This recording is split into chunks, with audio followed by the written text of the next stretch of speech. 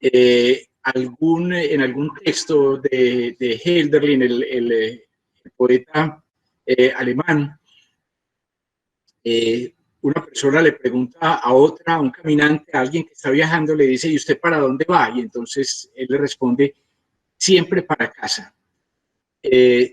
Todo viaje siempre es para la casa, siempre es hacia la casa nuestra, es decir, todo viaje es siempre un viaje interior, todo viaje hacia afuera es siempre necesariamente un viaje hacia adentro, es siempre un viaje de conocimiento. El viaje es una de esas experiencias formativas fundamentales. Yo creo que desde la antigüedad se ha percibido así. Yo le mandaba en la presentación del programa a Copudea, recordaba una afirmación que hace San Agustín, Agustín de Hipona, pues por allá en el siglo V, que dice en alguna parte, si el mundo es como un libro, el que no viaja solo ha leído una página. Es de ese nivel la cosa. El viaje es lo que nos permite, digamos, una realidad que nos permite conocer, pero que nos permite conocer el mundo y nos permite conocernos a nosotros mismos. El viaje siempre nos hace mejores.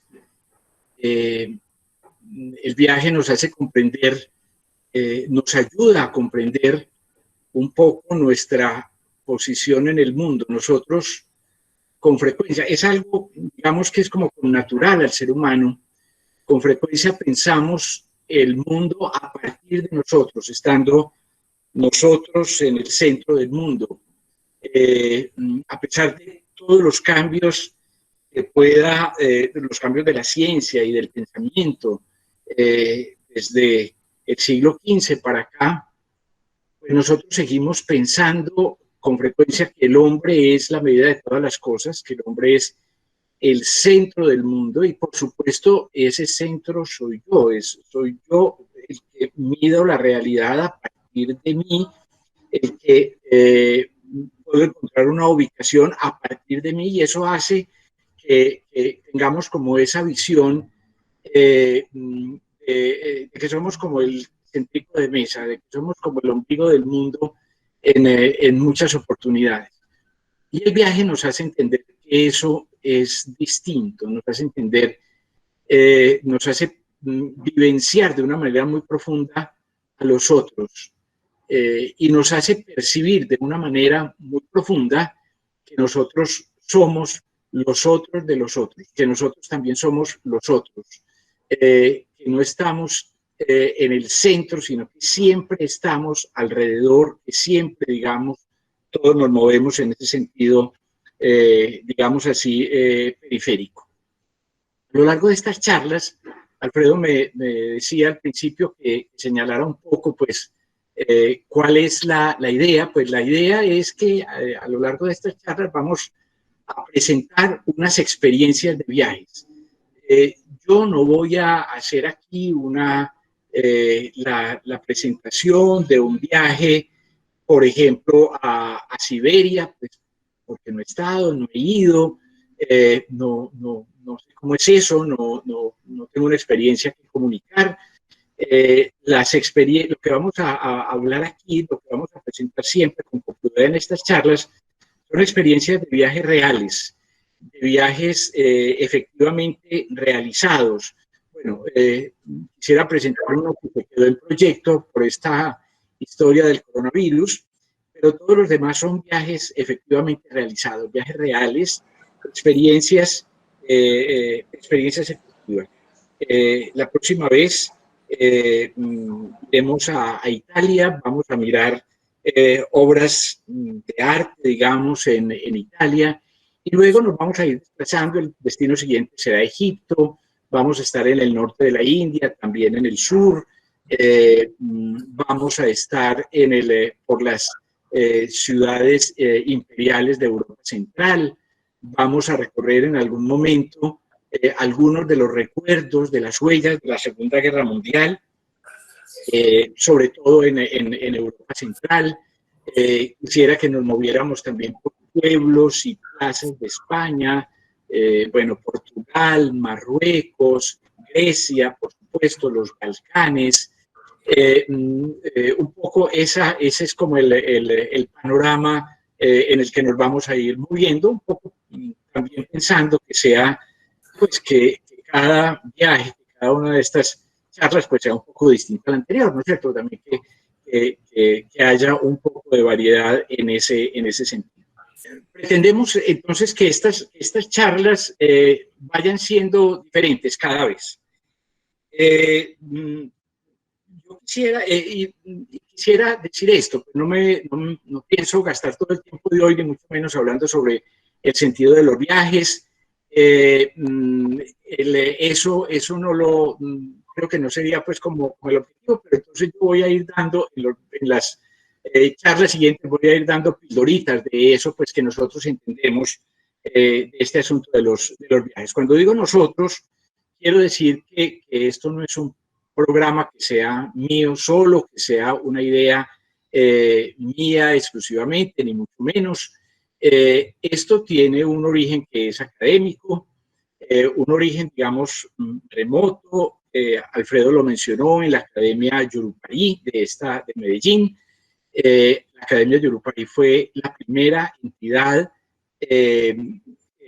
partir de los años 80 que realizó o que ha realizado un proyecto consistente de viajes culturales. En el país eso solo tenía un antecedente en el trabajo del poeta Andrés Holguín, en una institución que él tenía en Bogotá que se llamaba El Muro Blanco. Holguín hacía viajes a Grecia y a Egipto. Yurupari a partir del 88 se lanza un proyecto pues mucho más grande y después, por supuesto, han aparecido otra cantidad de propuestas de viajes culturales, entre esas la nuestra. La nuestra es la maestría en Historia del Arte. Nosotros entendemos esto como la maestría, pues quiero decir, entendemos estos viajes como un proyecto de extensión dentro de la maestría. Y en ese sentido, pues creemos que los viajes que nosotros proponemos corresponden a ese esquema de viajes culturales. Viajes hay de muchas clases, pues un viaje pues puede ser irse uno pues para la costa, estar en una playa, tirado en la arena, sin hacer nada, tomándose unos tragos. Por supuesto, eso es un tipo de viaje, de placer absolutamente hermoso y necesario. Existen viajes gastronómicos, viajes para ver animales, por ejemplo, viajes, por supuesto, de negocio, viajes de compras, etcétera, todas las variedades que ustedes quieran. Yo creo que por lo menos lo que nosotros entendemos por estos viajes culturales son unos viajes, digamos así, de autor. Nosotros no vamos simplemente pues a una agencia de viajes a que nos digan ellos dónde van y a qué ciudades van de un lugar determinado. Nosotros planteamos la idea, programamos el viaje, organizamos el itinerario y luego hacemos un proceso de preparación con las personas que van a participar en el viaje. Quiero decir, el viaje empieza desde antes, acompañamos el viaje y luego, pues, el viaje de alguna manera continúa también con el recuerdo. Hay una cantidad de documentos que quedan generalmente, que mucha gente aprovecha para leer después y demás. Creemos entonces que hay pues un perfil particular en estos viajes. Lo que pretendemos visitar son, primero que todo, lugares que tengan un valor histórico y cultural importante. Voy a decir una cosa que va a sonar peyorativa, pero no quisiera que sonara así. A veces los centros comerciales son iguales en Berlín o en Bogotá o en Medellín. Tal vez ir a Berlín a conocer centros comerciales no es realmente tan interesante. Si uno va a comprar porque hay descuentos, pues es otra historia, otra cosa, pero en ese perfil cultural tal vez ese no es el tipo de objetivo que se busca. Buscamos los lugares que tienen una carga histórica, cultural, artística fuerte y organizamos el viaje pues alrededor de eso. Nosotros hacemos viajes, por supuesto, digo, hay de muchas clases, hay viajes individuales, viajes que cada uno organiza como quiere, como puede, que lleva al ritmo que quiere. Nosotros hacemos viajes de grupos que tienen unas condiciones y unas implicaciones, digamos así, diferentes. En el viaje de grupo, el viaje de grupo tiene ventajas y tiene desventajas, por supuesto, como toda la vida. Todo en la vida tiene cosas buenas y cosas malas, ventajas y desventajas. Ventajas del viaje en grupo es que todo está organizado. Uno, como dice alguien, uno viaja sin necesidad de estar preocupado, sin pienso, como decimos, pues no hay que levantarse a pensar dónde se coge el bus o el tren para ir a tal otra parte. Eso está pensado. ¿Dónde voy a almorzar? Eso está pensado, eso está decidido, eso está organizado.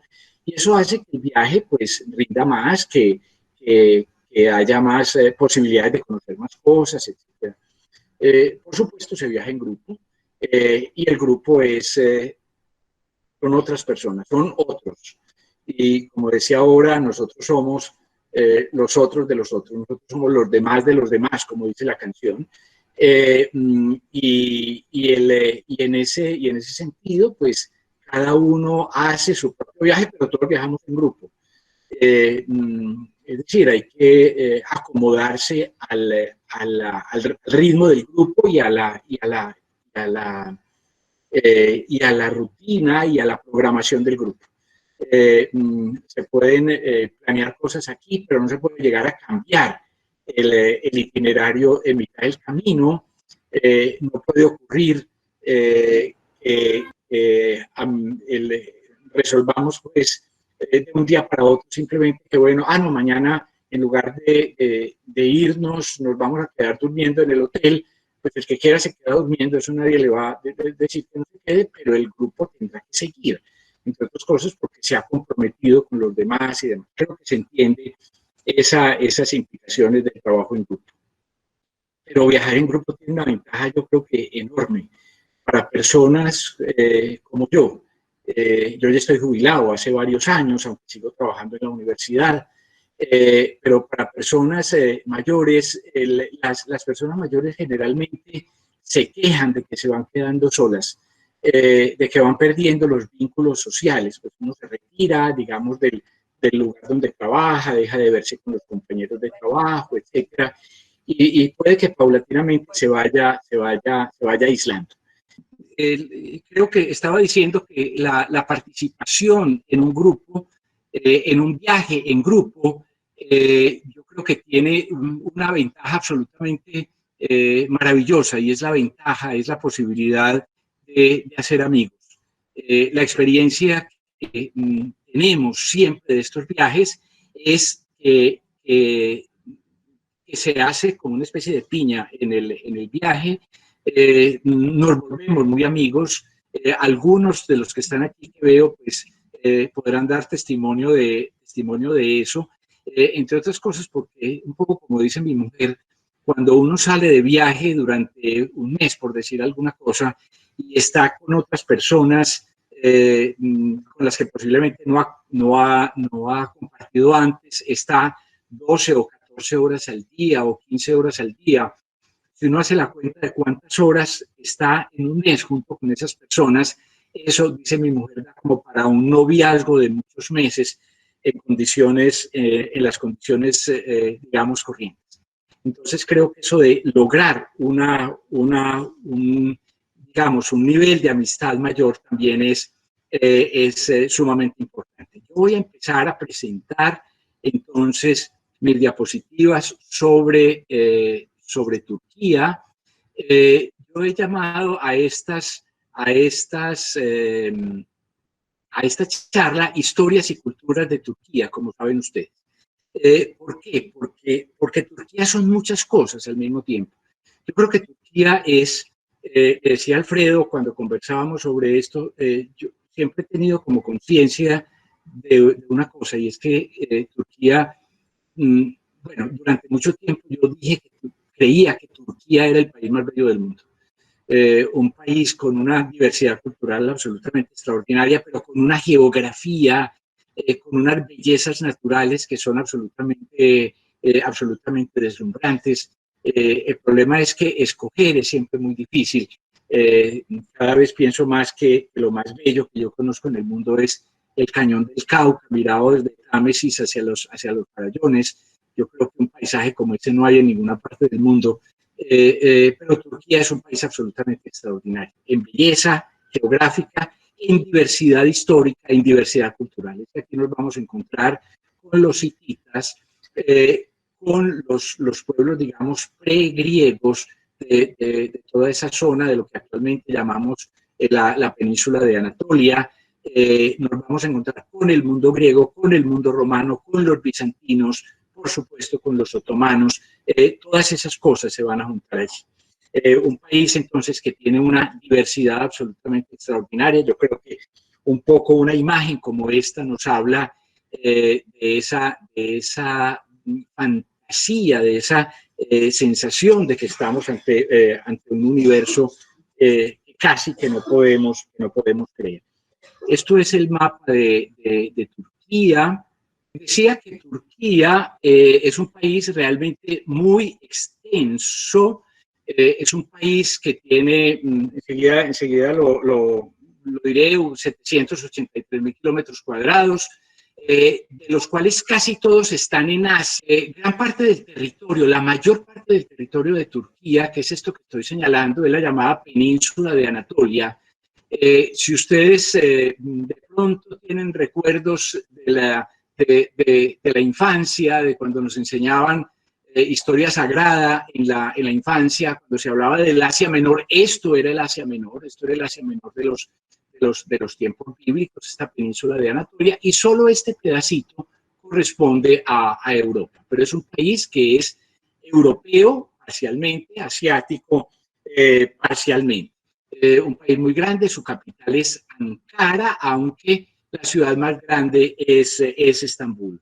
Como digo, tiene una superficie de 783.000 kilómetros cuadrados, 83 millones de habitantes según el censo del año pasado. Es un país un poquito más chiquito que Colombia, con una población que es casi el doble de la población colombiana. Ankara tiene 5.500.000 habitantes y Estambul tiene 15 millones de habitantes. Son las ciudades más grandes. La siguiente ciudad más grande es Esmirna, pero bueno, nos interesan fundamentalmente estas. Esto es la bandera de Turquía. Yo creo que se ha visto, se ve con mucha frecuencia. Es una bandera que es de origen otomano, de origen turco, pues quiero decir, del Imperio Turco. No tiene nada que ver con las, a pesar del color rojo, no tiene nada que ver con las banderas de los países comunistas del siglo XX, ni lo que hay allí tampoco es un símbolo de ese tipo, es un símbolo, es un antiguo símbolo regional, esa luna creciente con la estrella, que inclusive, aunque esto aunque es evidentemente discutido y a los otomanos a los turcos no les llama la atención eso, pero hay muchos que sostienen que ese es un antiguo símbolo mariano, ese símbolo pues digamos de la luna creciente con la estrella, pues hace referencia en última instancia a esa imagen apocalíptica de la mujer sobre la luna creciente. Pero bueno, no nos metamos por ese lado. Lo que quisiera, de todas maneras, sí señalar con esta idea de la luna creciente y la estrella es que quisiera aprovechar esta imagen de la bandera, de todas formas, para decir que señala también un poco la actitud política que ha seguido Turquía en las últimas décadas. Turquía, después de ser evidentemente la potencia más importante del cercano y Medio Oriente a partir del siglo XII, del siglo XIII, pues perdió esa posición con la derrota en la Primera Guerra Mundial, pero cada vez en las últimas décadas ha intentado recuperar esa posición, digamos, de país predominante dentro del contexto islámico, por supuesto, pero sobre todo pues también de ese contexto geográfico en el cual nos movemos. Rápidamente quisiera señalar en este mapa, quisiera decir, este mapa que es un mapa de las montañas, señalar pues que las alturas mayores de Turquía están al oriente, pues básicamente pues en las fronteras con Armenia y con Irak.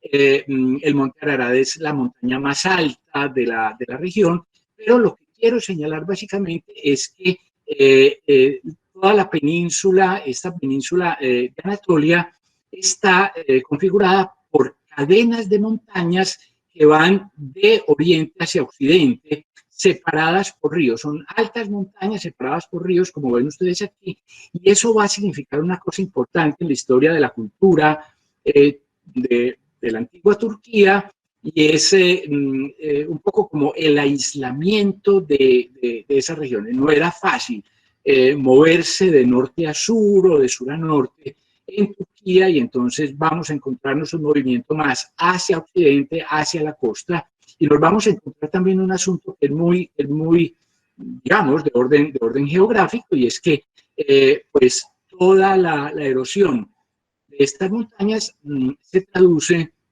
en una fertilidad sumamente grande de las regiones de la costa. Esta costa, que era la antigua Jonia en el mundo griego, pues sigue siendo uno de los centros fundamentales del mundo turco.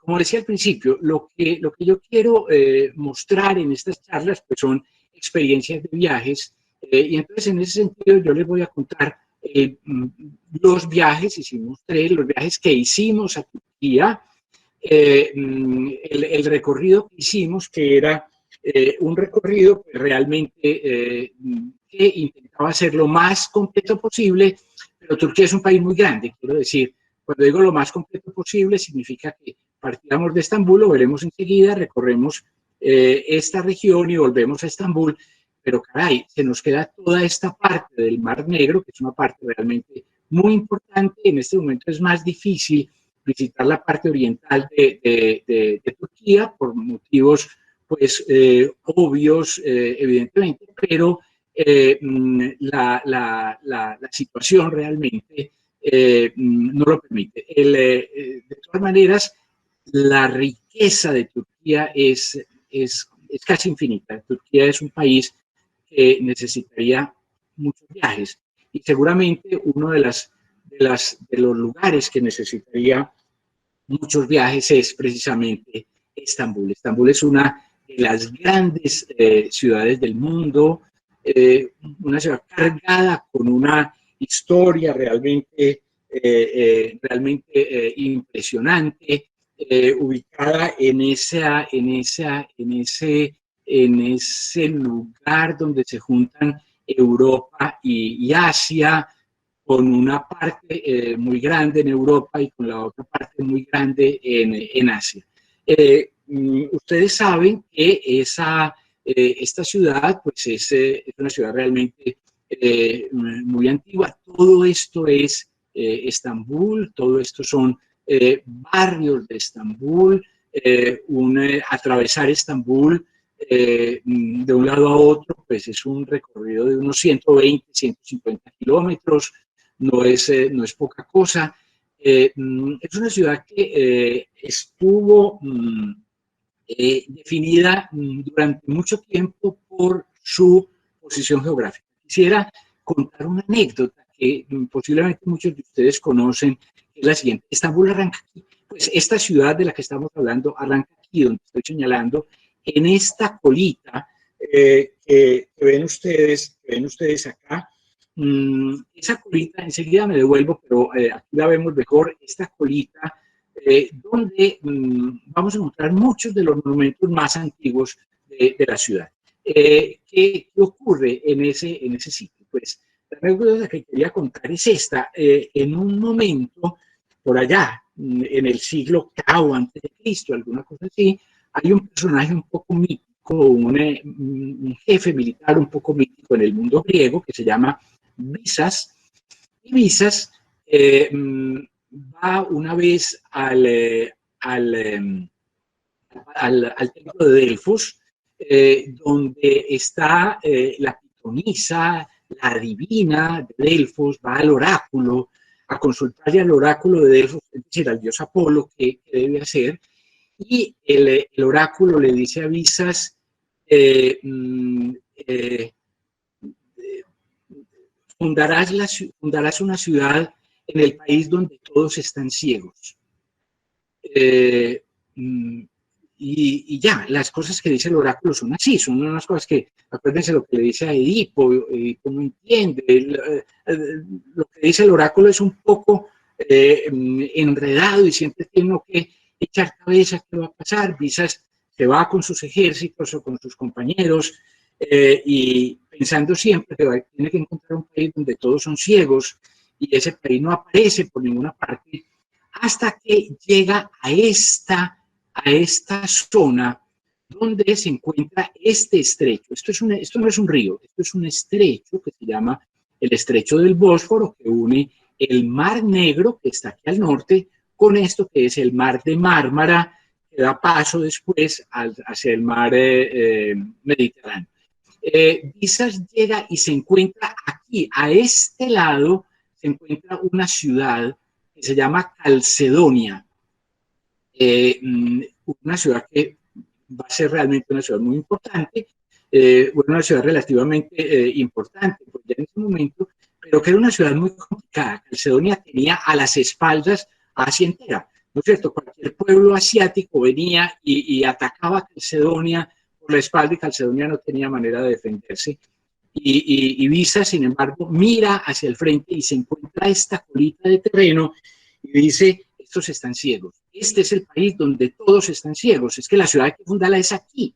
La ciudad hay que fundarla es al otro lado. Esta colita es absolutamente fácil, clara para defender y entonces funda esa primera colonia griega que era Bizancio, como la vamos a conocer también durante mucho tiempo. Bizancio es la ciudad de Visas, y entonces, muchos años después, en el siglo IV, cuando el emperador Constantino, pues, Constantino I, pues, cuando Constantino resuelve que es necesario desplazar la capital del imperio romano de Roma. Roma se había vuelto una ciudad extremadamente peligrosa, difícil de cuidar. Todos los bárbaros atacaban a Roma y Roma era prácticamente indefendible. Y la riqueza del imperio estaba al oriente. Entonces, Constantino se dedica a buscar dónde fundar esa nueva capital y, bueno, finalmente escoge este sitio y funda ahí una ciudad que va a llamar la ciudad de Constantino, Constantinopla. Y ese nombre de Constantinopla que se le va a dar en el siglo IV, ese nombre va a permanecer como nombre oficial de la ciudad hasta los años 30 del siglo XX.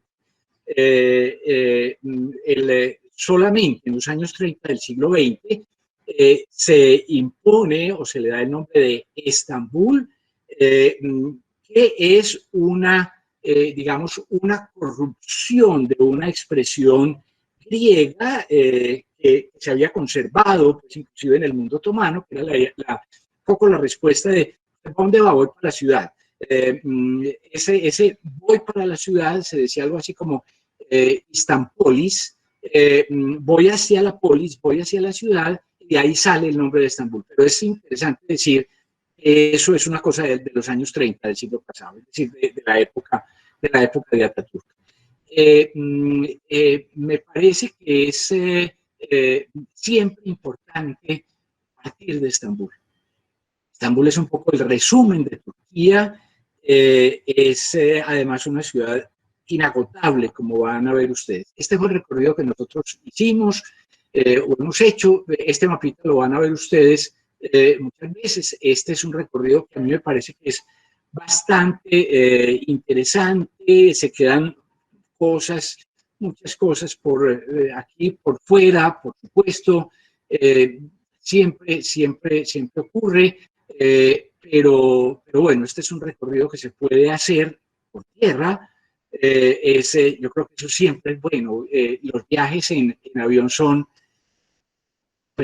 muy rápidos, pero la rapidez de los viajes en avión es un poco una trampa, porque uno tiene que estar 2 horas por lo menos antes en el aeropuerto, hay que salir hacia el aeropuerto, siempre la atención de el peso de las maletas, el avión se puede retrasar, es decir, cuando uno tiene que hacer un recorrido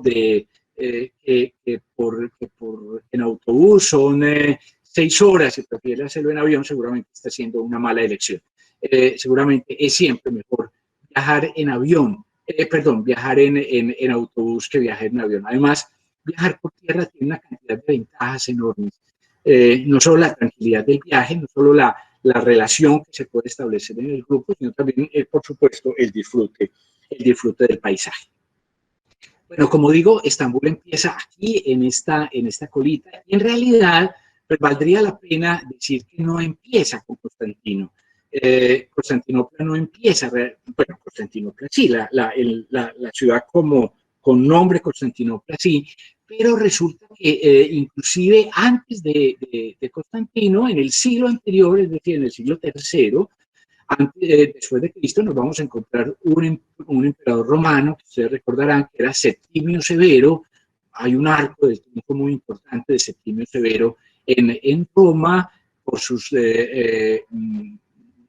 batallas, por sus triunfos militares en Oriente, y Septimio Severo había establecido una ciudad romana en esta parte, y aquí, en este bulevar, en esta avenida que ven ustedes aquí, existía ¿cómo se llama eso? La muralla de Septimio Severo, la muralla de de esa primera ciudad. En la época de Constantino, la muralla se va a ir más allá y las veremos enseguida, en realidad van a ser construidas por un sucesor de Constantino, que es Teodosio el Grande. Bueno, pero en este mapita creo que se puede ver muy claramente por qué la ciudad es tan fácil de defender. Es todo lo que la ataque tiene que llegar por agua, digamos así, en la medida en la cual las murallas sean suficientemente firmes. Esto que ven ustedes aquí no es un golfo, es en realidad una ría. Esto es lo que se llama el Cuerno de Oro, que es, pues, digamos, uno de esos lugares emblemáticos de Estambul. En Estambul hay para conocer todo lo que uno quiera. Yo simplemente quisiera señalar algunos elementos que creo que son importantes. El elemento más antiguo que uno puede encontrar en Estambul es esto, es un obelisco. Ese obelisco estaba ubicado, sigue estando ubicado en el lugar que antes ocupaba el hipódromo romano. Lo hizo traer de Egipto el emperador Teodosio. Estamos hablando, Teodosio el Grande era un emperador nacido en España. Él va a gobernar a finales del siglo IV. Es el responsable de muchas cosas, entre otras, pues no solamente la traída de este obelisco, la construcción de las murallas que decía hace un momento y que veremos a continuación, sino también, por ejemplo, es el que decreta que el cristianismo es la religión oficial del Imperio Romano. Teodosio hace traer este obelisco de Egipto. Es un obelisco de la época construido por el faraón Tutmosis III. Estamos hablando de la primera parte de la dinastía 18. Era un obelisco mucho más grande. Ustedes notan aquí que el obelisco tuvo que ser, está partido. Los jeroglíficos se ven partidos en la parte de abajo. Lo tuvieron que partir porque no cabía ningún barco romano que pudiera venir desde Egipto hasta Constantinopla. Pero bueno, sigue siendo y sigue estando en pie, nunca se ha caído. Desde el momento, es un solo bloque de granito rojo. Ha estado siempre en pie en el centro de ese espacio que era el hipódromo. Del mismo siglo IV después de Cristo nos vamos a encontrar una construcción romana, quiero decir, una construcción que es absolutamente maravillosa, que es el acueducto de Valente, del emperador Valente. Este acueducto, ustedes ven aquí, el acueducto que atraviesa la ciudad, pues es absolutamente impresionante. Esa es una de las, digamos, de las herencias más impactantes que nos quedan muchas veces de los romanos. Los romanos eran un pueblo que tenía una cultura, que tenía un desarrollo de la ingeniería que era absolutamente impresionante, y las aguas, por supuesto, la provisión de aguas era pues muy importante en cualquier ciudad, y los romanos la traían de grandes distancias utilizando hay acueductos romanos de 150 kilómetros de longitud que atraviesan valles profundos, y eso necesariamente es a través de puentes muy complicados. Eh, la, la, el agua era muy importante por motivos obvios, y era muy importante almacenarla en la ciudad, como vamos a ver a continuación. Eh, Se necesitaba el agua, pero también se necesitaban murallas. Las murallas van a ser construidas, existen esas que ya he mencionado, pues las murallas de Septimio Severo, luego las murallas de Constantino, y finalmente estas que vemos aquí son las murallas construidas por Teodosio en la época de Teodosio el Grande y de Teodosio II en el siglo siguiente. Se van a terminar unas murallas que, debo decir, fueron absolutamente infranqueables, absolutamente invencibles, nunca fueron vencidas hasta el año de 1453. Es verdad que en el año de 1302 los cruzados, una cruzada que estaba comandada sobre todo por venecianos, e iba hacia Tierra Santa, pues un poco cuando iba pasando por Constantinopla, pues entonces resolvieron que tal vez era mejor negocio atacar a Constantinopla que irse a recuperar esos tierreros de Jerusalén donde no había nada, y conquistaron Constantinopla y dominaron sobre Constantinopla durante algo más de 70 años. Fue el reino cristiano de Constantinopla, el reino occidental de Constantinopla, con reyes franceses, sobre todo, que gobernaron allí. En ese momento, pues, eliminaron los emperadores bizantinos. Pero luego los bizantinos van a derrotar nuevamente a los cruzados y los van a sacar. Pero los cruzados, los estoy mencionando para decir que los cruzados no llegaron a través de la muralla, sino que llegaron a través del mar. Esta muralla, insisto, permaneció infranqueable, sin haber sido nunca vencida hasta el siglo XV. En 1453, como saben ustedes, es la fecha de la toma de Constantinopla por parte de los turcos. Quería mostrar esto, no quería dejar de mostrar que esto es una muralla realmente muy compleja, con varios cuerpos. Esto que está a nuestra derecha es parte de la muralla más externa, digamos así. Luego hay un espacio que no es un foso, no, se podía llenar de agua, pero normalmente no se utilizaba como foso, se utilizaba como esto que están viendo ustedes aquí, se utilizaba como huertas, como lugares de siembra, lo que evidentemente caía muy bien para la ciudad y era muy importante también en momentos de guerra. Entonces, pero este espacio entre la muralla más externa y la muralla interna, donde están los bastiones y las torres y todo eso, pues lo que generaba era un espacio en el cual los atacantes, si lograban superar la primera muralla, estaban completamente, digamos, desprovistos de cualquier defensa.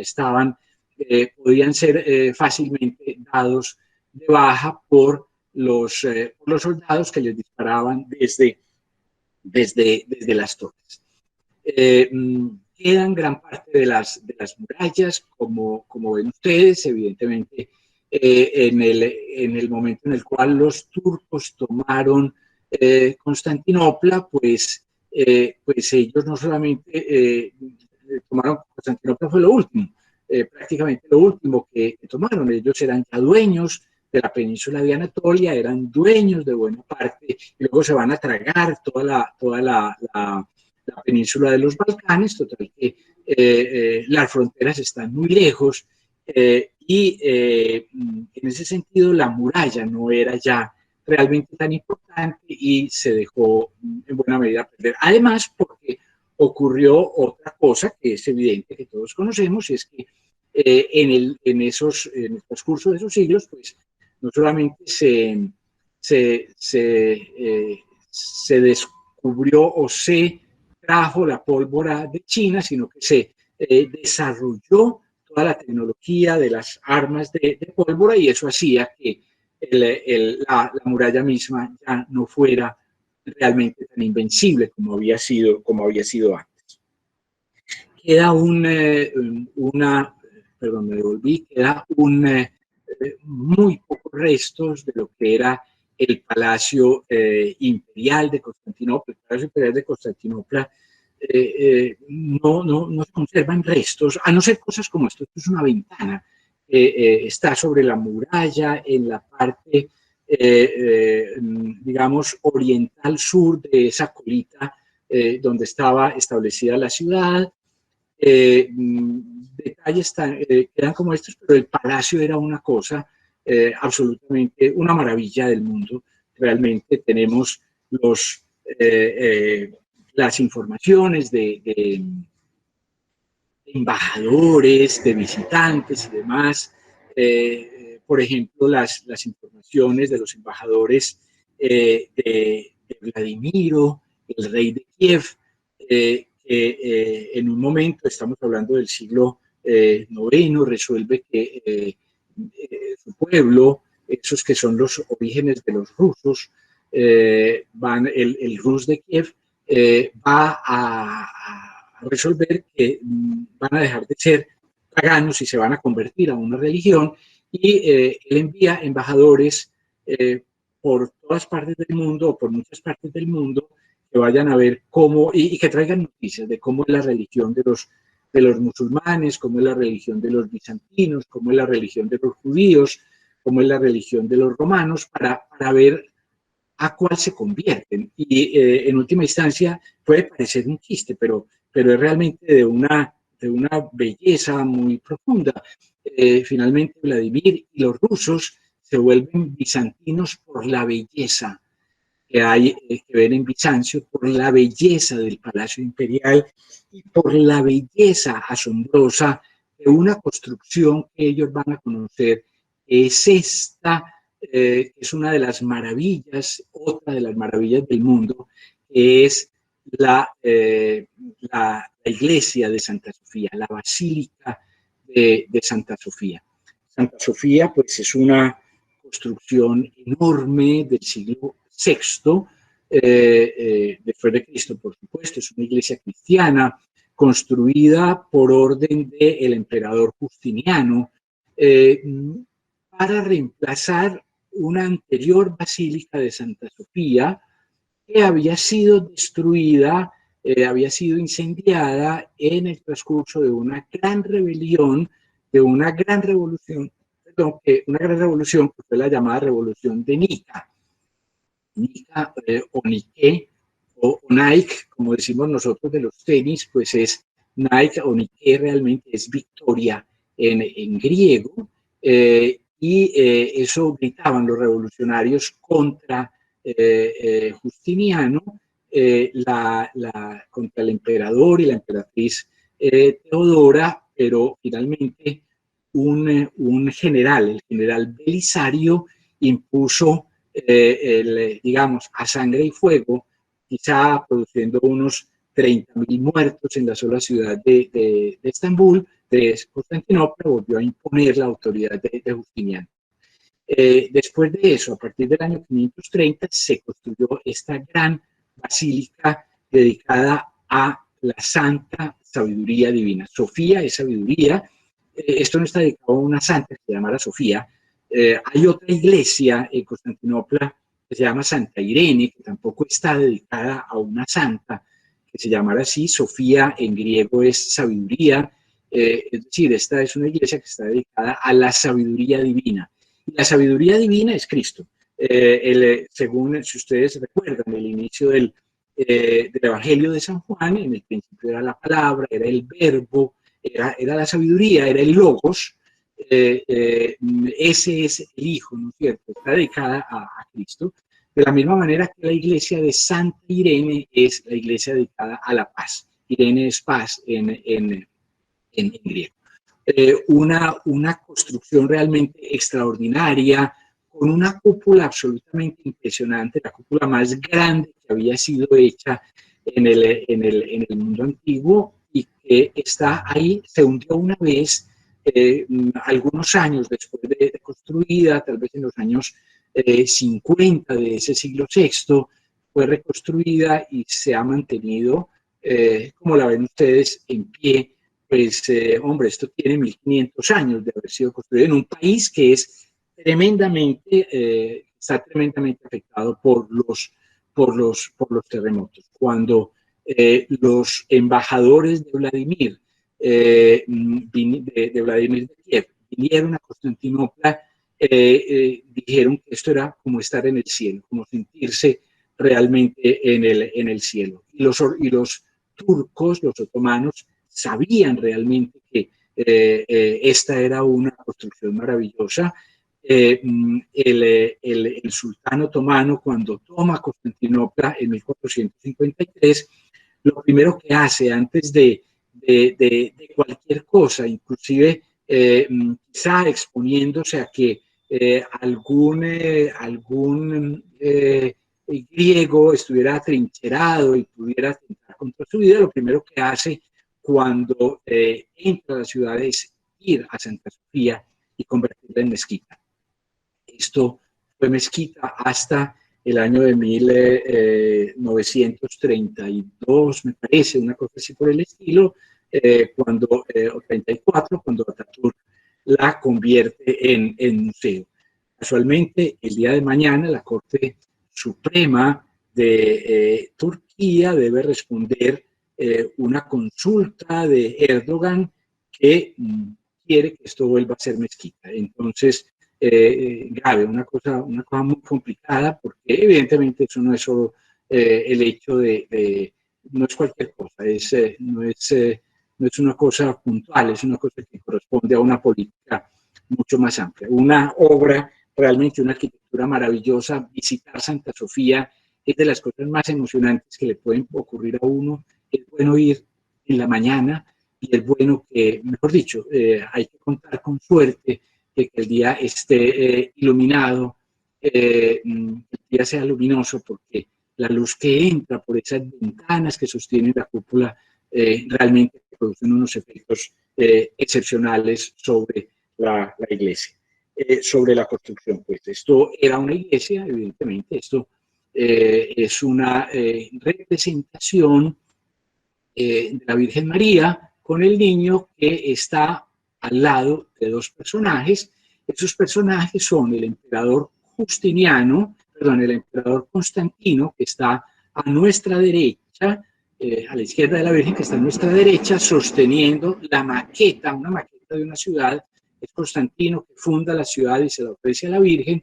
Y a nuestra izquierda está el emperador Justiniano, que le ofrece también a la Virgen y a Cristo. La Virgen es el trono de la sabiduría, es el centro, de todas maneras, pues es Cristo, por supuesto. Le ofrece la iglesia a Cristo. Los otomanos no destruyeron las imágenes, los otomanos las taparon. Las cubrieron con cal, se han ido descubriendo paulatinamente. Sí, las habían destruido los cristianos en el siglo VIII y el siglo IX, en una violenta crisis que llamamos la iconoclastia, pero bueno, no podemos detenernos en esos temas. La iglesia la construcción era más libre. Estas cosas que vemos aquí, estas especies de contrafuertes que vemos aquí, y estos contrafuertes, y por supuesto los minaretes son construcciones posteriores, ¿no es cierto? yo creo que estos contrafuertes sí eran antiguos, pero todos estos, muchos de estas construcciones fueron hechas en los siglos posteriores para amarrarlos, para impedir que ese peso tan tremendo de la cúpula abriera el edificio y todo se cayera. Quizá seguramente Santa Sofía es uno de esos lugares, pues, digamos, impajaritables de Estambul. Y frente a Santa Sofía, esto es una fotografía que tiene un color un poquito raro, pero no encontré una mejor y me parece que de todas maneras tiene la ventaja de que está todo lo que quiero mostrar. Santa Sofía es esto que ven ustedes aquí. Aquí al frente de Santa Sofía, vamos para allá, está la Mezquita Azul, que es la mezquita del sultán Ahmed, una mezquita del siglo XVII, del siglo XVII, la veremos enseguida. Esto que ven ustedes aquí está el obelisco que veíamos al principio, otro obelisco que es de época posterior, esto es de un emperador Constantino, no sé, noveno, una cosa así. Esta era el sector del hipódromo romano. Estábamos aquí, decíamos Santa Sofía, la Mezquita Azul, el hipódromo. Atrás vamos a ver un palacio al que vamos a ir más tarde, que es el Palacio de Topkapi. Todo esto es esa colita siempre de la cual hemos venido hablando,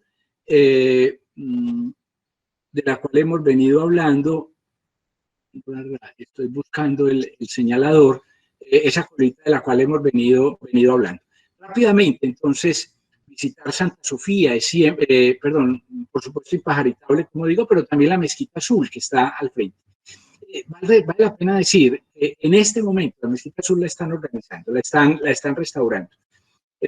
Por lo menos está todavía en restauración, entonces pues la belleza de la Mezquita Azul, que son sus bóvedas, pues por lo menos al interior no se ven. Esto tiene unas plataformas que las tapan. La última vez que pasamos por allá rumbo a Vietnam, pues estuvimos un par de días en Estambul, pues no se podía visitar, por eso no se podía ver, pero de todas maneras es una obra realmente excepcional, como ustedes ven. La Mezquita Azul, pero bueno, la Mezquita Azul, vale la pena decir, tiene una importancia grande por su ubicación, por su belleza y demás, pero posiblemente tampoco es la mezquita más importante de la ciudad. Desde el punto de vista artístico y arquitectónico, es más importante la mezquita de Solimán, que vamos a ver enseguida. En la misma zona, junto a las mezquitas, nos vamos a Santa Sofía y a la Mezquita Azul, nos vamos a encontrar esto que es en realidad una cisterna antigua. Tradicionalmente se llama la basílica sumergida o la basílica cisterna. Era en realidad eso que digo, una cisterna, un gran tanque de agua subterráneo construido en la época de Justiniano, que recogió por todas partes del imperio de templos que estaban de templos paganos que habían sido abandonados y que estaban en proceso de demolición. Esos templos, pues, por supuesto, sin cuidado se iban cayendo, pero también si hay algo que está sin cuidado y hay alguien que viene y lo empuja, pues entonces se cae más fácil. Y evidentemente muchos de esos antiguos templos paganos también estaban siendo utilizados como cantera pública. Sin ir más lejos, eso pues en todas partes se cuestionaba. El Coliseo Romano fue durante siglos, y cuando digo durante siglos, hasta el siglo XIII o XIV, fue cantera pública. Entonces, también Justiniano pues hacía lo mismo, recogió columnas por todo el imperio para hacer esto. Las columnas son distintas, cada una de ellas son más o menos parecidas en su diámetro, pero los capiteles son distintos. Esta es la cisterna más importante de la ciudad, pero existían unas 200 cisternas en Constantinopla y eso garantizaba pues digamos, la seguridad de la provisión de agua en la ciudad. Mencionaba, estábamos aquí al fondo, esto es Santa Sofía, esto es el Palacio de Topkapi, y aquí sobre la colina tenemos la más grande mezquita, que es la mezquita de Solimán el Magnífico. una mezquita del siglo XVI, la más grande realmente, la más importante, con todas estas construcciones. Una mezquita no era simplemente, la mezquita de Solimán el Magnífico no era simplemente un lugar para ir a orar también, pero esto está lleno, estos son colegios, ancianatos, orfelinatos, comedores populares, las antiguas sedes universitarias, todo esto estaba en los alrededores, el cementerio, todo estaba en los alrededores de la mezquita. Esta es la mezquita de Solimán, es realmente, realmente excepcional, es obra de un gran arquitecto, el más importante arquitecto de la época otomana, que era Sinan, el arquitecto Sinan, y esta va a ser una de sus obras más importantes. La Mezquita Azul, que ya vimos antes, construida en el siglo siguiente por el sultán Ahmed, va a imitar las mezquitas de Solimán, de Sinan, las construidas por Sinan. Y hay una cosa que no he dicho y sería importante decir. Estas mezquitas, las de Sinan, todas las mezquitas turcas, todas estas mezquitas turcas que vemos, estas por lo menos que vemos después de la toma de Constantinopla, imitan a Santa Sofía, ¿no es cierto? Son un desarrollo de arquitectura otomana a partir de la arquitectura bizantina, anterior. Se encuentra uno en mitad de la ciudad, pues, construcciones como esta, prácticamente. Esto es la fortaleza construida por los turcos en el año de 1452, desde donde se lanzó el último ataque a la ciudad. Esas piedras con las cuales se construye esto, pues eran las piedras con las que estaba construida una iglesia que estaba donde actualmente está la mezquita de Solimán, que acabamos de ver. Era la iglesia de los Santos Apóstoles, donde estaba, que supuestamente era, o pues que había sido la tumba de Constantino. Esa iglesia la tumbaron, la desmontaron los turcos para construir esta fortaleza. La ciudad está llena, evidentemente, es una ciudad otomana, desde hace casi 600 años. Entonces está llena de elementos otomanos, de cementerios. Los cementerios otomanos son realmente muy, muy bellos. Ustedes saben que es además también una cosa muy compleja, una ciudad que tiene 15 millones de habitantes, donde los muertos tienen que ser enterrados, no pueden ser cremados, y tienen que ser enterrados en Tierra Santa. Esos cementerios pues se llenan, a los muertos no se pueden sacar, no se sacan los restos como se hace en otras culturas, sino que se conservan ahí. Entonces lo que ha ocurrido en muchas oportunidades es que sobre un cementerio se hace otro, es decir, cuando el cementerio se llena, entonces le echan una capa de tierra, de un par de metros de tierra, y ahí entonces el cementerio queda listo para volver a enterrar hasta que se vuelve a llenar.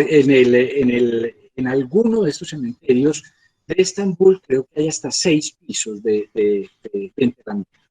Esto era muy importante, muy interesante en Estambul hasta los años 80 o 90 del siglo pasado, que era la arquitectura en madera. Al final voy a hacer referencia a un gran escritor turco que seguramente todos ustedes conocen o han oído mencionar, que es Orhan Pamuk, con una novela extraordinaria que se llama justamente Estambul, y Orhan Pamuk en Estambul se lamenta de la desaparición de esta arquitectura de madera, que es la arquitectura otomana más, era la arquitectura otomana más típica.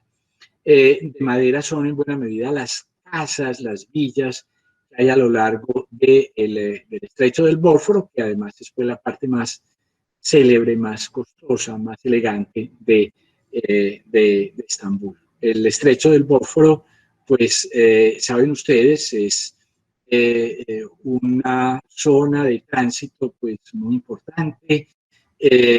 Cuando los turcos perdieron la Primera Guerra Mundial, una de las cosas que finalmente los tratados internacionales le impusieron a Turquía es que el estrecho del Bósforo son aguas internacionales. Es decir, Turquía no puede cobrar ni un centavo ni cerrar el paso por el Bósforo. Estos son aguas internacionales y eso evidentemente tiene un sentido último, que era la posibilidad de que Rusia pudiera salir a través del Mar Negro al mar Mediterráneo.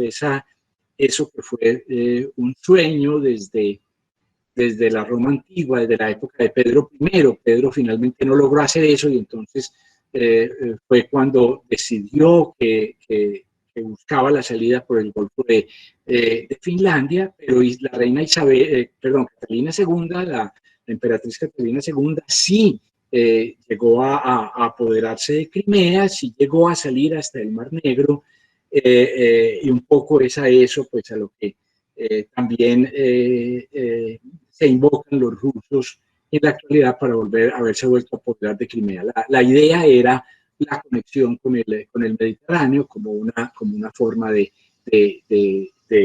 comercio. Rápidamente, para terminar con Estambul, quisiera decir que hay muchos monumentos. Pues Estambul es una de esas ciudades como París o como Roma o como Londres, que están llenas de cosas importantes. Este es un monasterio que fue después convertido en mezquita, por supuesto, que estaba en las afueras de la ciudad, ya que ya es un barrio, por supuesto, en las afueras de la ciudad, y se llama San Salvador en Cora. Y tiene una serie de mosaicos que son realmente excepcionales, unos mosaicos. Esto es una escena evangélica que es la resurrección de la hija de Jairo. Yo no sé en qué evangelio está eso, pero bueno, está Cristo, los apóstoles, está la mujer, la muchacha que Cristo está levantando pues de su cama de muerte junto a su padre.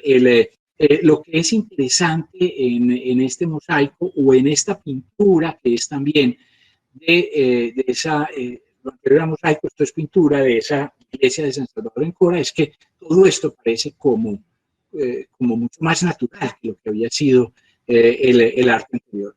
Lo traigo simplemente para decir que pues esto era el centro de la cultura en el mundo antiguo. Estamos hablando del siglo XIII después de Cristo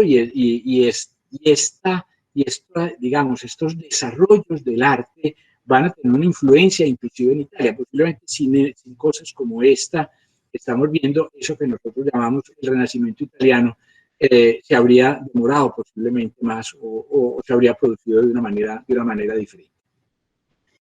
Bueno, pero es una ciudad sobre todo, digo, otomana, y este es el palacio, el gran palacio de toda la vida, digamos así, el palacio de Topkapi, un palacio que tenía la idea de tener como estructuras, como si fueran tiendas, como recordando las estructuras en las que vivían los turcos cuando eran nómadas. Esto es en el ingreso de Topkapi, y tiene sobre todo una zona que es el harén, que es de una belleza impresionante. Este fue el palacio del sultán hasta mediados del siglo XIX, cuando se va a crear otro que vamos a ver enseguida, explicaré los motivos. Aquí estaba el sultán con su corte, con su harén, estos son detalles del harén del sultán, una exquisitez realmente extraordinaria. Bien puede uno decir pues, que aquí está, digamos, como vigente pues, la idea del esplendor de Estambul, del esplendor del imperio otomano, ese esplendor pues, que nos llega en buena medida a través de Las Mil y Una Noches, con un tesoro que es realmente asombroso. Este es el diamante de Topkapi, tal vez creo que es el diamante más grande del mundo. Este que es el puñal de Topkapi, pues hay libros y películas alrededor de él, pues algunos detalles con el puñal y el diamante. Los tesoros de Topkapi eran de fábula, eran realmente de ensueño, eran realmente pues como de Las Mil y Una Noches. pero eso era demasiado arcaico, demasiado, digamos, perdóneme, demasiado salvaje. Esto parecía como, parecía un palacio que era como de pueblos de las estepas. Por lo menos eso empezaron a pensar los sultanes a mediados del siglo XIX, y entonces ordenaron la construcción de un gran palacio, que es el llamado Palacio de Dolmabahce, y esta es la entrada, la puerta del Palacio de Dolmabahce, y todo en Dolmabahce es así. Ustedes ven aquí un recargo de decoración que es absolutamente impresionante. Esta es la parte, digamos, como sencilla, que es la parte pues, por donde se ingresa, pero quisiera simplemente que ustedes vieran algunas de estas salas del Palacio de Dolmabahce. El palacio es perfectamente simétrico, lo que hay a un lado, si uno lo parte, digamos, en cuatro, pues cada uno de esos cuartos, esas cuartas partes es perfectamente simétrica.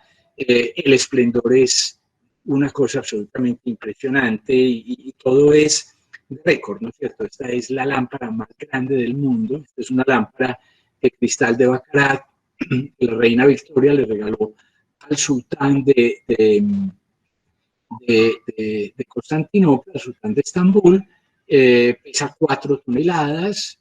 Está en esta sala, digamos, como la sala de representación, la sala de baile, diría uno, del Palacio de Topkapi. Esa salita mide 400 metros cuadrados.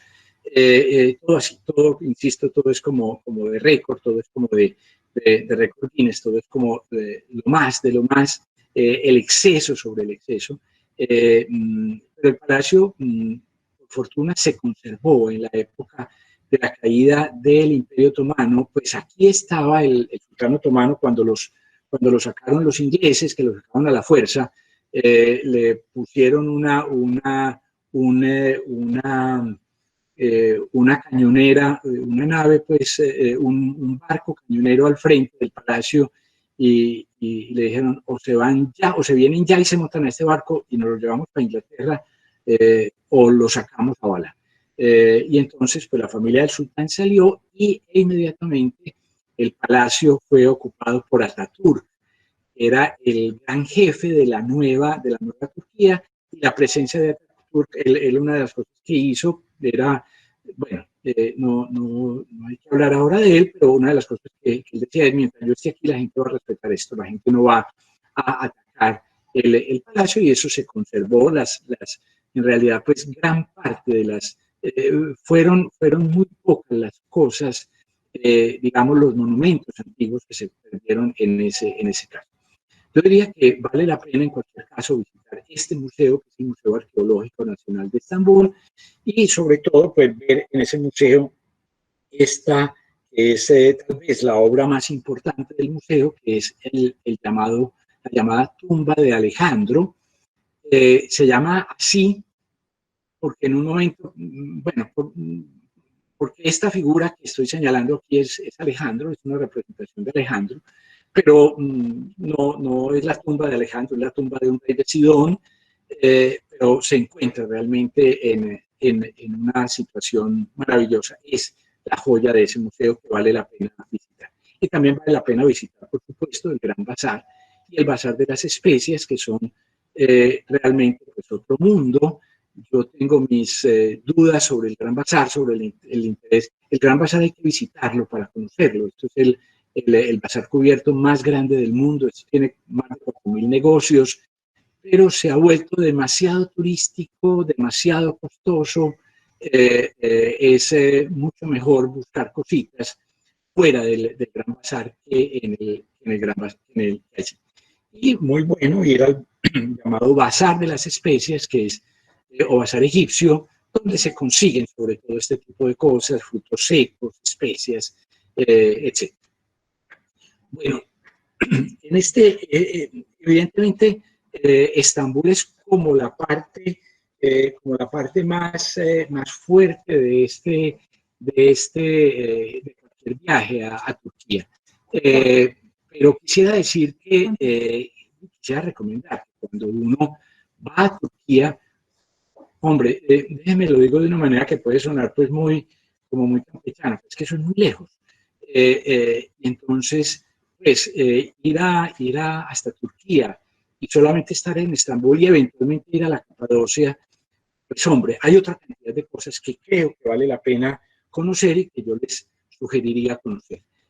Un poco vamos a seguir pues, ese recorrido mucho más rápido que lo que hemos hecho pues hasta este momento, pues porque el tiempo pasa. Y entonces, en primer lugar, pues esto es un recorrido de unas 4 horas, una cosa así por el estilo, tal vez 3 horas entre Estambul y Bursa. En realidad, pues, bueno, el asunto es que Google Maps no lo deja a uno tampoco hacer lo que quiera, pero esta vuelta no hay que darla, que hay un ferry que atraviesa esta parte, esta entrada del Mar de Mármara. Aprovecho este mapa para señalar una cosa que va a ser interesante a continuación, y es que esto es el Mar de Mármara que está entre dos estrechos, ¿no es cierto? Entre el estrecho del Bósforo y el estrecho de los Dardanelos. Ahora volveremos sobre eso. Bursa fue la antigua capital, la primera capital de los otomanos en Anatolia, la primera vez que llegaron los otomanos en el siglo, tal vez en el siglo, a principios del siglo XIII, me parece, pues se establecieron, fue allí. Eso se llamaba Mercado de la Seda, que en realidad era un antiguo caravanserallo, una antigua posada de camelleros, convertida pues en la actualidad en una especie de bazar, convertida en una especie de bazar, pues digamos que rememora además que esto era uno de los puntos culminantes, de los puntos de llegada de la ruta de la seda. En Bursa es muy importante también la mezquita, la gran mezquita, o la mezquita del viernes, la mezquita Al-Hama, que es eso, la mezquita del viernes, que tiene dos cosas que son peculiares en esta mezquita, que es que la fuente de las purificaciones está dentro de la mezquita. Otra cosa que a mí me parece que es maravillosa es que está llena de caligrafía. Como ven ustedes aquí, son textos, evidentemente, pues, que uno no puede leer, y ellos tampoco, la verdad se ha dicho. Pues, bueno, además los turcos no escriben en caracteres árabes desde la época de Ataturk,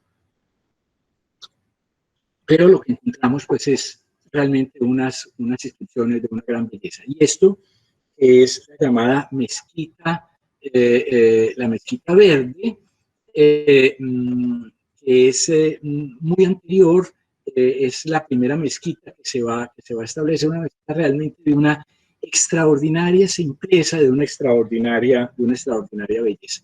De Bursa es posible continuar hacia Troya. Troya queda aquí. Yo voy a ir señalando en cada caso, en el mismo mapa, voy a ir señalando con un círculo, pues, hacia dónde vamos. Venimos de Bursa, vamos hacia acá. Troya queda allí, los restos de Troya, y queda aquí, y uno lo entiende, realmente lo entiende bastante bien, es bastante fácil entenderlo porque en realidad Troya lo que hacía era controlar el estrecho de los Dardanelos en aquella época, estamos hablando del siglo bueno, la guerra homérica era tal vez del siglo XII antes de Cristo, pero hubo guerras anteriores y guerras posteriores a esa, justamente por ese paso de los Dardanelos. Siempre es muy emocionante, pues, visitar, estar en Troya, conocer las ruinas de Troya, aunque la verdad es que no quedan muchas cosas, y en buena medida muchas de las cosas que quedan son esto es de la época homérica, de la que se considera pues que es posiblemente la Troya homérica, pero hay también restos hasta de época romana, como ven ustedes, por ejemplo, en este pequeño teatro. Un poco más al sur está la ciudad de Asos, los restos de Asos, una antigua ciudad griega, de la cual quedan, pues, digamos, los restos del templo en la Acrópolis, en la parte alta, en la ciudad alta. Eso significa Acrópolis, en la parte alta, que era donde estaban donde se ubicaban los templos, mientras que en la parte baja hay construcciones, está construido un teatro. Esto es de época griega también. Es también pues, un teatro de época griega. Lo que quiero decir es que todo este país, toda esta costa sobre todo, esta costa que da sobre el mar Egeo y luego la costa del sur, esa costa que llamamos la costa turquesa, están llenas de restos griegos que yo creo que sin exagerar, es posible conocer. Pérgamo es una de las grandes ciudades del mundo antiguo, lo saben ustedes. Era la gran competencia, digamos, de la sabiduría. La biblioteca de Pérgamo era la competencia de la biblioteca de Alejandría, era la competencia de la sabiduría del mundo helenístico alejandrino, y ahí se van a conservar pues una cantidad de restos. Esto pertenece al templo de Trajano, del emperador romano Trajano, pero además de esos restos de Trajano, pues nos vamos a encontrar los sistemas constructivos, en realidad pues son, como ven ustedes, esta especie de... en realidad esto es la construcción de la base, de la plataforma sobre la que se levanta el templo anterior, y debajo está que es uno de los teatros más espectaculares que dejaron los griegos. La ciudad de Pérgamo uno puede seguir hacia el sur, o de hecho sigue hacia el sur, hacia la antigua Éfeso. Aquí voy está con el mismo circulito, en el mismo punto, lo voy a mostrar varias veces, porque aquí tenemos la ciudad de Éfeso, pero al lado de Éfeso tenemos otras 3 ciudades que son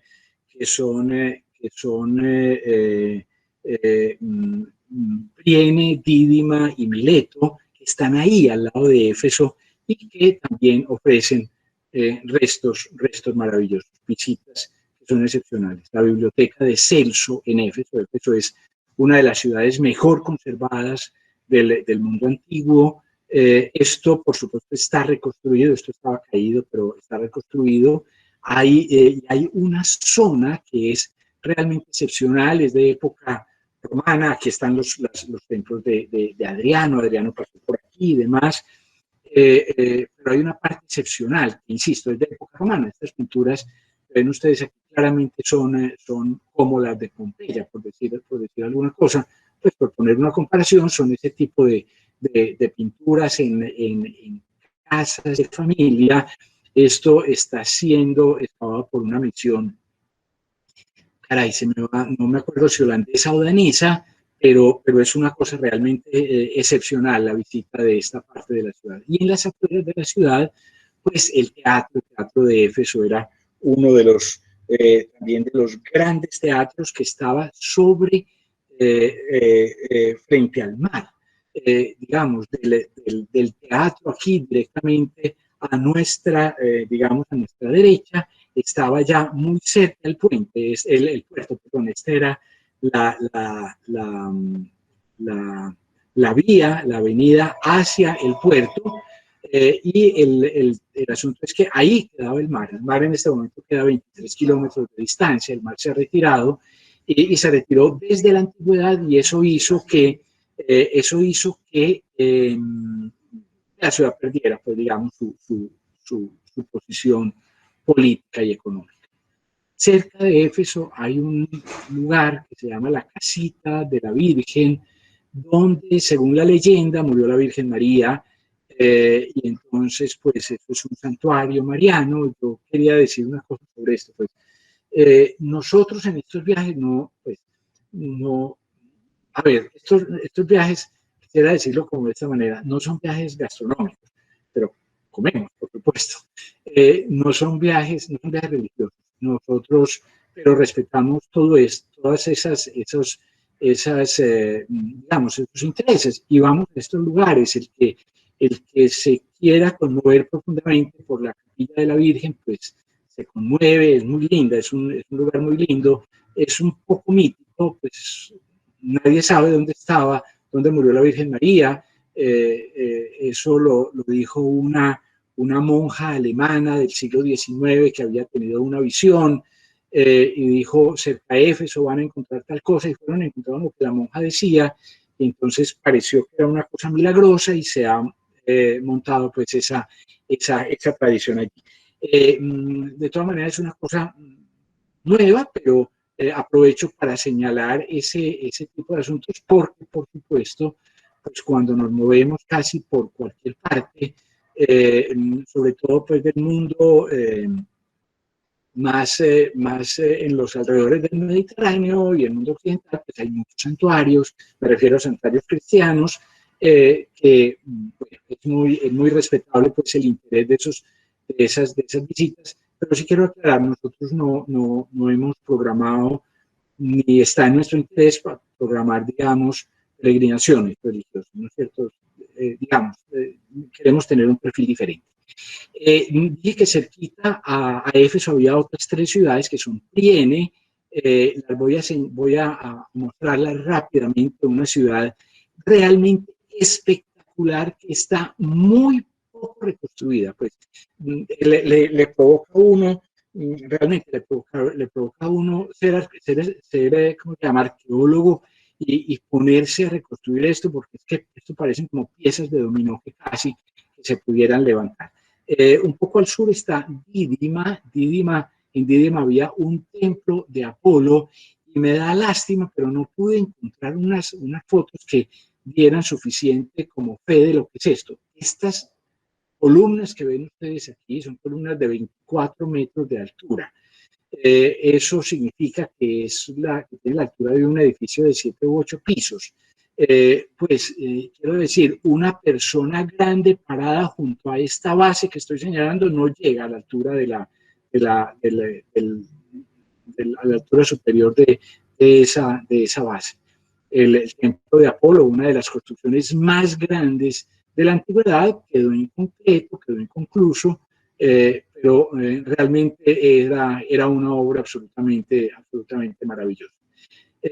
Finalmente en esta zona, Mileto, la ciudad de Mileto, la ciudad de Tales, una ciudad que recuerdo con un calor impresionante, una ciudad donde no hay donde refugiarse, donde no hay árboles y hacía un calor espantoso el día que, una de las veces que pasamos por allí, el teatro de Mileto, pero siempre es muy emocionante en medio de todas esas, de las pocas dificultades que puede tener uno en los viajes. Es muy bello pensar pues, que esta es la ciudad de Tales, aquí empezó realmente, aquí empezó la ciencia occidental, aquí empezó la filosofía occidental, pues aquí fue donde a Tales se le ocurrió lo que se le ocurrió, el teatro, que es gigantesco también, como ven ustedes. Saliendo ¿cómo se llama?, de Éfeso, en realidad pues uno no se hospeda en la ciudad de Éfeso, Éfeso son ruinas, uno se hospeda en algo que aquí pues estas señas no dejan ver, que es el pueblo de Kusadasi. Kusadasi es la ciudad moderna, digamos, turística, es donde uno se puede hospedar. Entonces salimos hacia el oriente y vamos primero que todo a la ciudad de Afrodisias. Esta es una ciudad que se encuentra muy bien conservada, porque en el siglo, no sé, siglo V tal vez, sí, en los años 400, el siglo V, hubo una inundación de un río de un río vecino, y el río tapó de lodo la ciudad y la ciudad se quedó enterrada, pues parcialmente destruida, por supuesto, por la avalancha, pero protegida, una ciudad, de los conjuntos arqueológicos más bellos que se puedan ver. Yo quisiera decir la riqueza de toda esta región de Anatolia en la época griega. Esto era la Jonia griega y era la zona más rica de Grecia. Esto era Grecia, evidentemente, eso pertenecía a la Grecia antigua y era la parte más rica de la Grecia antigua. Una cosa que puede sonar, digamos, como propaganda, pero quiero señalarlo en cualquier caso. se conocen unos 3.000 estadios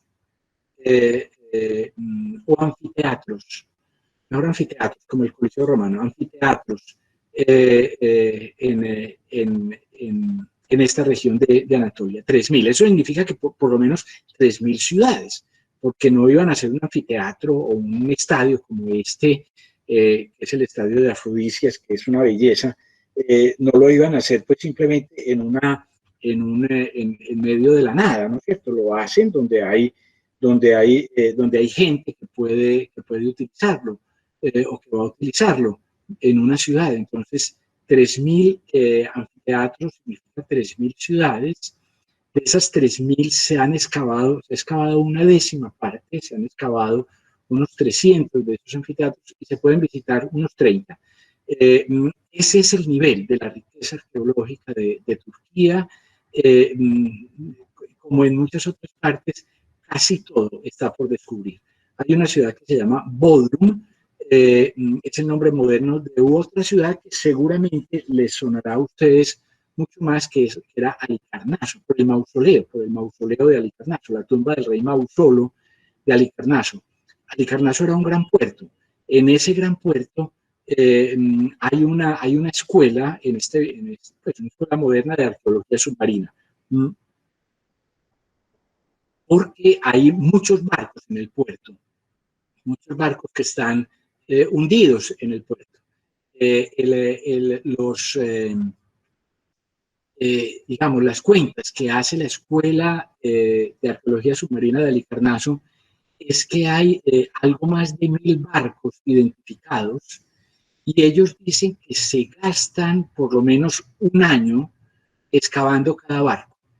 Pues tenemos trabajo hasta el próximo milenio. Una cosa de ese nivel pues es realmente asombroso. El estadio de Afrodisias, y de Afrodisias vamos a un poco más al oriente, hacia este lugar donde nos vamos a encontrar esta ciudad que se llama Hierápolis, y nos vamos a encontrar el Pamukkale, la montaña de algodón, que es una de las cosas más bellas que uno puede ver. Hierápolis, esta zona es una zona de aguas termales. Hierápolis era una ciudad famosa ya en la antigüedad por eso, por las aguas termales. La gente iba de todas partes del Imperio Romano pues a curarse con las aguas termales. Y eso significa que había muchos enfermos y significa que había muchos muertos, y alrededor de la ciudad hay un cementerio gigantesco realmente. Pero bueno, algunos elementos de la ciudad. Esto es una ciudad romana, originalmente griega, convertida en ciudad romana, pero aquí está, por ejemplo, el teatro. Aquí estaba la tumba de uno de los apóstoles, del apóstol, ya no me acuerdo de cuál es, que estoy pensando en Santo Tomás, pero la tumba de Santo Tomás está en la India.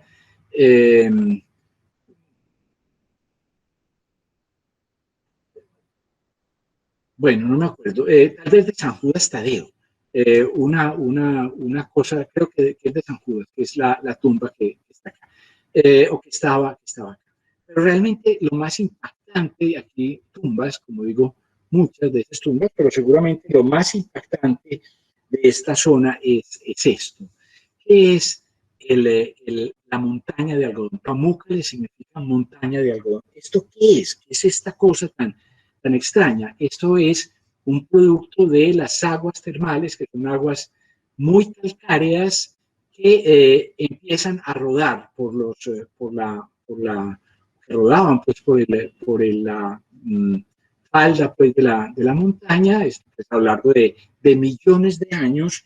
Y lo que nos vamos a encontrar es esto, es una cosa absolutamente asombrosa. Claro que tampoco quiero decir que todo es natural, también pues desde hace siglos le ayudan también un poco ayudando, digamos, como a que el agua se contenga un poquito, y entonces el agua se va asentando, los sedimentos calcáreos se van asentando y forman esas estructuras absolutamente maravillosas, absolutamente deslumbrantes de luz, de color, de un blanco así como el algodón, la montaña de algodón, pues, insisto, se llama esto. Yo me atrevo a decir que es una de las cosas más bellas que una persona puede ver en el mundo. Es por lo menos una de las cosas más bellas que yo he visto en mi vida, y me parece que es una experiencia realmente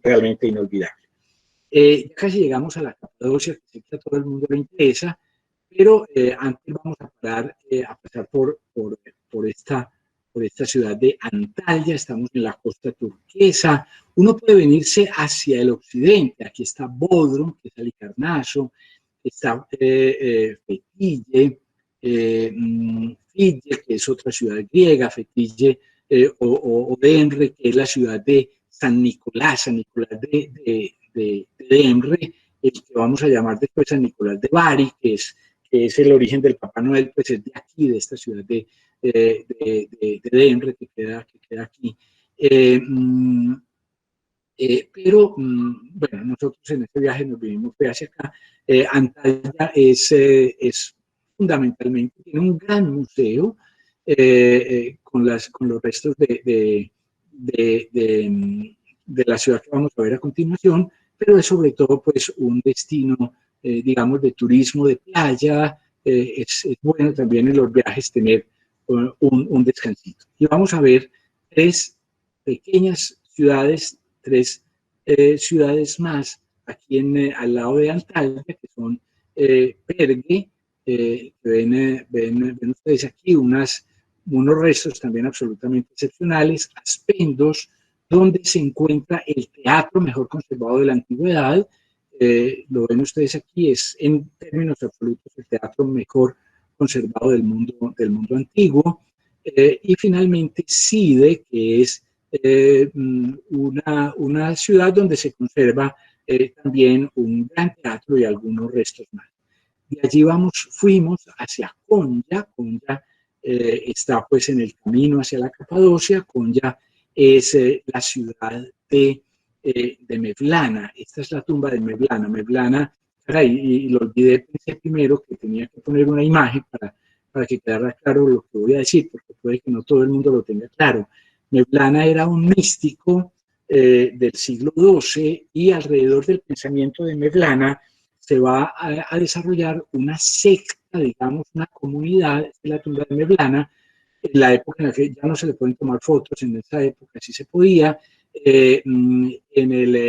Alrededor de Mevlana se va a fundar, se va a establecer una comunidad de los llamados derviches quiróvagos, o derviches danzantes, unos monjes que giran, que danzan en un giro que les permite, digamos, como ponerse en contacto con la divinidad. Es como entrar en trance, digamos, es como una especie de trance místico. Esas comunidades fueron eliminadas con la nueva Turquía, pero han vuelto a existir, y se puede asistir a una ceremonia de eso. No es una presentación, no se pueden tomar fotos, no se puede aplaudir, eso no es un baile, sino que uno le permiten asistir, digamos, a una ceremonia de esas, bastante mística, como decimos. Finalmente llegamos a la Capadocia. Capadocia es en realidad una zona más amplia, pues no tanto como hasta donde vine, pero una zona más amplia. Esto es un altiplano, una meseta que está a unos 1000 metros de altura sobre el nivel del mar. Es una meseta pues volcánica, y en la Capadocia lo que nos vamos a encontrar es esto. Insisto, una zona volcánica, y en esta zona volcánica pues nos vamos a encontrar que son tres volcanes los que existen alrededor de la Capadocia. En distintas épocas pues también emitieron distintos materiales. Entonces nos vamos a encontrar unas zonas que son de unos materiales muy deleznables, donde entonces la gente simplemente construye habitaciones, ¿no es cierto? Desde la prehistoria, pues por lo menos desde sí, yo creo que desde la prehistoria, desde la antigüedad, y eso hasta mediados del siglo XX. A mediados del siglo XX la gente la sacaron, la obligaron a salir de allí y construyeron casas en los alrededores, y por eso ustedes ven que estos lugares están llenos de casas donde vive la gente que antes vivía dentro de estas construcciones, dentro de estas ciudades, dentro de estas torres. Eso es un material que se excava de manera relativamente fácil. Hay oportunidades, hay momentos en los cuales pues, hay otras erupciones volcánicas, digamos, de materiales más duros, y entonces nos encontramos que aparecen estas cosas que ellos llaman, o que se llaman con frecuencia, las chimeneas de las hadas. Son como unas especies de torres, como con un sombrero. Ese sombrero es un material más duro y protege de la erosión la parte de abajo. Eso es un proceso de erosión de siglos, un proceso que va a continuar, tampoco se va a acabar, y que va a seguir por millones de años, seguramente, porque eso es no sé qué profundidad tenga eso, pero esto puede haber una capa de 200 metros todavía de las explosiones volcánicas. Hay una parte, sobre todo, que es muy bella, que se llama Göreme o Goreme. Todo esto es patrimonio cultural de la humanidad. En Goreme lo que nos vamos a encontrar son una serie de capillas de época del cristianismo primitivo. Estas son las chimeneas de las hadas que decía. Fíjense ustedes, estos son como estos gorros de una piedra más dura que protege las zonas inferiores. Y lo que nos vamos a encontrar en Goreme pues son estas iglesias pintadas, iglesias que son del siglo VII, VIII, IX, de la época de los iconoclastas en concreto, sin imágenes, como ven ustedes en este caso, pero otras sí con imágenes. Esto es un arte popular, digamos así, en muchos casos, pero hay también un arte mucho más elaborado, como en este caso. Voy terminando, sé que el tiempo también se va agotando. Este es uno de los grandes programas que a todo el mundo le fascina de la Capadocia. El Globo es un programa muy bello, es carito, no, es muy costoso. Cuando digo es carito, es muy costoso. La última vez que yo estuve valía como $240, pero es muy bello, es una experiencia realmente muy bella poder ver la Capadocia desde el aire. Para terminar con la Capadocia, pues existen también ciudades subterráneas, ciudades que posiblemente se remontan hasta el siglo XV antes de Cristo, ciudades que llegan a tener 15 pisos bajo tierra, y por siglos la gente las utilizó para esconderse, no para vivir regularmente, sino para esconderse. Se escondían hasta 6 meses. Lo sabemos, los ejércitos otomanos, cuando venían, se encontraban que no había nadie y la gente estaba hasta 6 meses bajo tierra. Bueno, para terminar en la Capadocia, también señalar el trabajo con los hilos, el trabajo de los tejidos, el trabajo de los tapices, que realmente son los tapices más famosos del mundo, los tapices turcos de esta región de la Capadocia. Ya de regreso, entonces paramos en Ankara, conviene parar en Ankara. Ankara, cuando fue convertida en capital de Turquía en los años después de la Primera Guerra Mundial, Ankara tenía 6.000 habitantes. Hoy tiene 5,5 millones. Entonces, pues no es necesario decir que es una ciudad moderna, que tiene un pequeño resto antiguo, pero hay sobre todo 2 monumentos que son importantes. La tumba de Ataturk, el padre de los turcos, un monumento interesante al que vale la pena ir. Y luego un gran museo, que es el Museo de las Civilizaciones Anatolianas, que está para recordarnos que hemos visto cantidades de cosas de los griegos, pero que habría que quedarse siquiera otros 8 o 10 días más en Turquía para ver la parte del norte donde están los restos hititas. Finalmente, pues volvemos a Estambul. Estambul, pues, siempre una ciudad, pues, excepcional con su belleza, una ciudad a la que vale siempre la pena volver, absolutamente sugerente. Yo no quisiera terminar sin recomendar unos libros que creo que para quien le interese estos temas, pues son muy, se consiguen además, pues, se pueden bajar en internet, están todos estos que voy a señalar, se pueden bajar de páginas de internet. En primer lugar, de este escritor finlandés, Mika Waltari, que es el mismo que escribe Si no el egipcio, que posiblemente muchos de ustedes conocen, escribe un libro que se llama El Ángel Sombrío, que es sobre la toma de Constantinopla por los turcos, y Juan el Peregrino, que es alrededor del mismo tema. Esta mujer, Nise Murad, es una mujer franco-turca.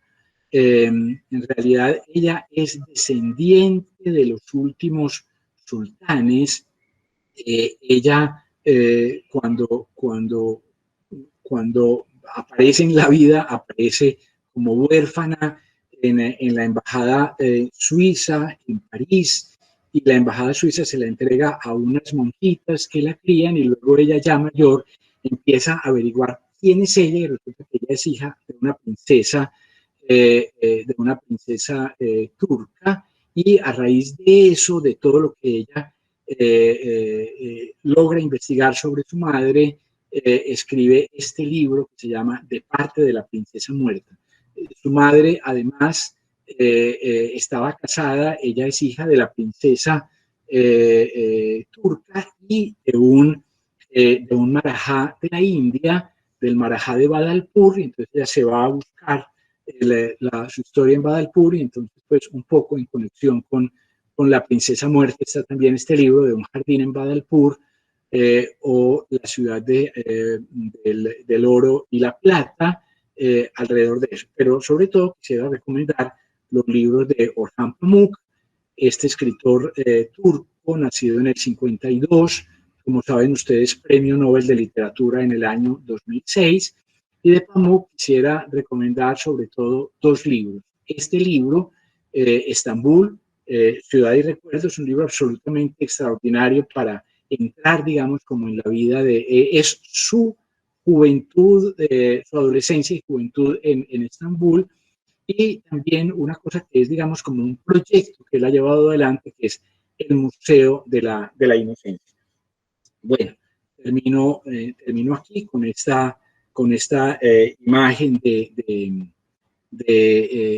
un atardecer en Estambul, para decir, pues, que efectivamente, pues, este es un país absolutamente excepcional, donde vale siempre la pena pensar en ir.